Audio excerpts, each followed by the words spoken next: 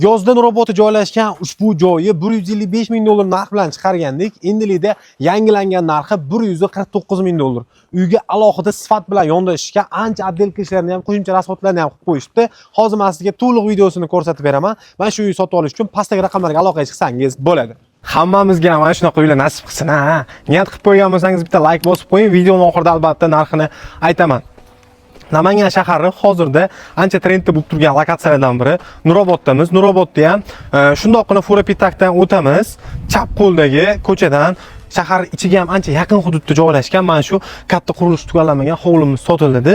Hovlimiz mahallasi oxiri tupik, prestij yaxshi mahallada joylashgan. Qo'shnilar hammasi zo'r. Hovlimiz naqd 7 sotuq. Birinchi mana bu yerga aytib ketay. Bitta garaj uchun joy qoldirilgan. Ko'rib turganingizdek, uzungina to'liqligicha beton bilan o'rab chiqilgan ekan. Mustahkam qilib qurishgan ekan. Uy egalari o'zlari arxitektor quruvchi bo'lishgan ekan. Juda ham hamma detallarga e'tibor berishgan. Mana bu joyda darvozaxonamiz bo'ladi. Darvozaxonadan kirganimizda yo'q, chap tomonimizda 3 xona uyimiz planirovka bo'lgan. Bu bitta o'zini mehmonxonasi, mana bu yerda uy dahliz ko'rinishida 2 xona uy, ichida sanuzor bilan mo'ljal bo'lgan. Kamiga yer to'lasi ham bor. Bu joyi o'zini alohida bitta hovli degandek, mana shu joyga oshxona qilib qo'yilsa, bir xo'jalik uchun ideal variant bo'ladi. Mana bu joy esa garajimiz tepasi mehmonxonaga mo'ljallangan, 12 metrga 6 metr hisoblanadi. Endi mana shu bahaybat 3 qavatli podval bilan qo'shib hisoblaganda uyimizni ko'rib chiqamiz. Mana bu xonamiz pergorodkalari gazoblokdan bo'lgan bo'lsa, bu uyimiz to'liqligicha pishgan g'ishtda qurilgan. Ushbu 2 qavatli binoyimizda podvalni qo'shmaganimizda ham 8 xona uyimiz va 4 ta sanuzorimiz bor ekan. Jami bo'lib esa 11 xona uy, 5 ta sanuzor bo'ladi. Bu birinchi xonamiz, oshxona hamda ovqatlanish xonasi sifatida foydalansa bo'ladi. E'tibor berib qo'yasiz. Patologlarni ham boshqacha stilda ishlangan. Uyimiz to'liqligicha patologlari gipsokartondan chiqqan. Mana bu xonamizni ham o'zingiz dedingizdan kelib chiqib ofis qilasizmi yoki oshxona bu tomonga ko'chirasizmi, o'zingizga havola moslashtirasiz. Panorama oynalar uchun mo'ljallangan. Keyingi xonamiz mana bu divanli zona uchun ham alohida joy qoldirib, rozetkalargacha qo'yishgan, elektr montajlari ham bo'lgan bu uyimizda. Keyingi xonamiz, bu yerni ham oshxona qilishingiz ham mumkin.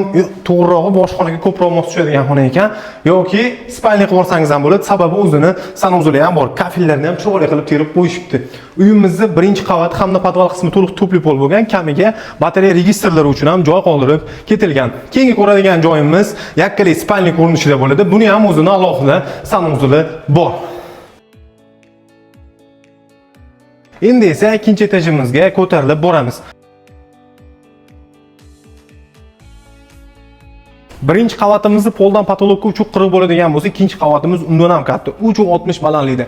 Kattakon hol hamda o'zini balkoni bor. Mahallani bemalol ko'rib tursangiz bo'ladi. Qo'shnilarga ham ahamiyat berib qo'yasiz. Hammasi yaxshi insonlar, uy egalarining ham o'zlarining o'ylari ro'paradagi ota hovli hisoblanadi. Ikkinchi etajimizga to'liq batareya registrlari uchun joy qoldirilgan. Mana bu yerga ham ahamiyat berasiz. Katta registr qoldirilgan hovli, shizinadan chiqadigan qismini isitishi uchun. Bu yerda bitta yakkali xonamiz, o'g'il bolalar uchun detskiga mos kelaveradi. Televizor uchun kabellarni ham esdan chiqarishmagan. Endi xuddi shunaqa xonada yana bitta bu qizlar uchun mo'ljallangan yotoqxona hisoblanadi. Endi o'zingizga moslab olasiz bu yog'ini. Navbatdagi xonamiz kattalar uchun mo'ljallangan yotoqxona bo'ladi. Buning o'zini alohida sanuzori ham mavjud. To'liq pishiq ishda qurilgan, lekin nima uchun mana shu joyga gazoblok ishlatilgan degan savol bo'lishi mumkin sizda. Sababi binoni konstruksiyasi og'ir bo'lib ketmasligi uchun gazoblok g'ishtdan ko'ra yengil bo'lganiga shunaqa konstruksiya ishlatilgan hisoblanadi. So'nggisi yana bitta kattalar uchun mo'ljallangan yotoqxonamiz. Buni ham santexnika montajdan tayyor qilib qo'yilgan, o'zini sanuzori bor. Endi sizga hozir uyimizning podval qismini ko'rsataman. Podval qismimizni aytishdan oldin bitta narsani aytib qo'yay. Binoyimiz havo yaxshi aylanishi hamda quyosh nuri tushishi uchun orqa tomondan 3 metr atrofida qochirib orqa devordan bino qurilgan ekan.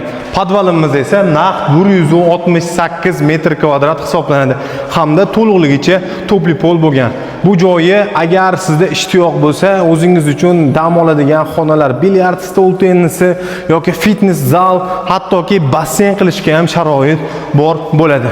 Ushbu hovlimizda kommunal tarmoqdan gaz, suv, svet hammasi mavjud. Undan tashqari ko'chaning boshida kanalizatsiya bor. Agar qo'shnilar bilan kelishsangiz, kanalizatsiyani tortib kelishingiz ham mumkin, lekin katta-katta chuqurlar ham qilib qo'yishgan ekan egalari.